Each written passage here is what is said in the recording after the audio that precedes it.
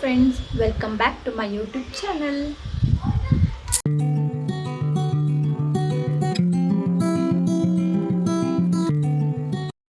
Friends, ನಾವು ಎಷ್ಟೇ ಹೊಟ್ಟೆ ತುಂಬ ಊಟ ಮಾಡಿದ್ರೂ ಈವ್ನಿಂಗ್ ಕಾಫಿ ಅಥವಾ ಟೀ ಟೈಮ್ಗೆ ಏನಾದರೂ ಒಂದು ಸ್ನ್ಯಾಕ್ಸ್ ಜೊತೆಗೆ ತಿನ್ನಬೇಕು ಅಂತ ಅನಿಸುತ್ತೆ ಅಲ್ವಾ. ಸೊ ಹಾಗಾಗಿ ಇವತ್ತು ನಾನು ಒಂದು ಕ್ವಿಕ್ ರೆಸಿಪಿ ತೋರಿಸ್ತೀನಿ.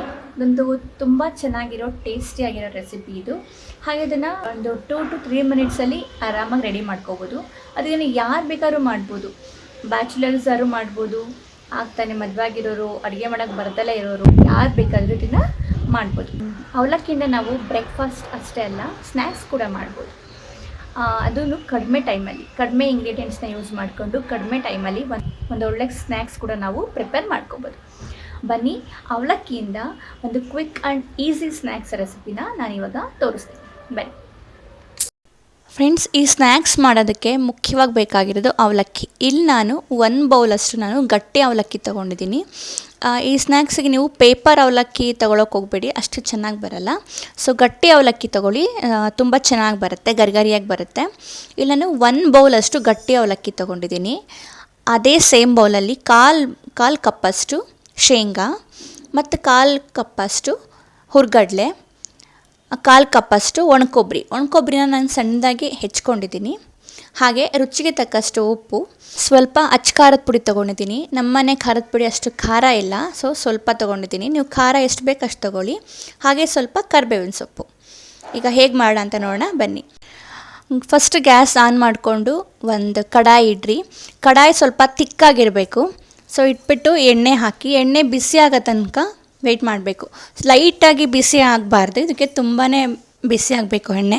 ತುಂಬ ಎಣ್ಣೆ ಬಿಸಿ ಆಗದಾಗಲೇ ಅವಲಕ್ಕಿ ಗರಿಗರಿಯಾಗಿ ಬರುತ್ತೆ.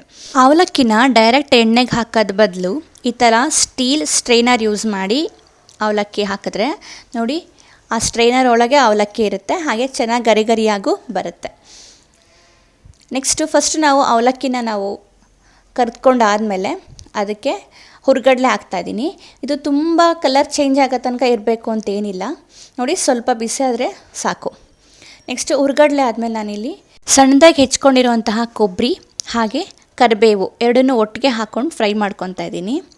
ಕೊಬ್ಬರಿನೂ ಅಷ್ಟೇ ತುಂಬ ಕಪ್ಪಾಗೋ ಥರ ಮಾಡ್ಕೊಳಕ್ಕೆ ಹೋಗ್ಬೇಡಿ, ಟೇಸ್ಟ್ ಫುಲ್ ಚೇಂಜ್ ಆಗಿ ಹೋಗುತ್ತೆ. ನೋಡಿ, ಈ ಥರ ಗೋಲ್ಡನ್ ಬ್ರೌನ್ ಬಂದರೆ ಸಾಕು. ನಾವು ಶೇಂಗಾ ಹಾಕ್ತಾಯಿದ್ದೀನಿ.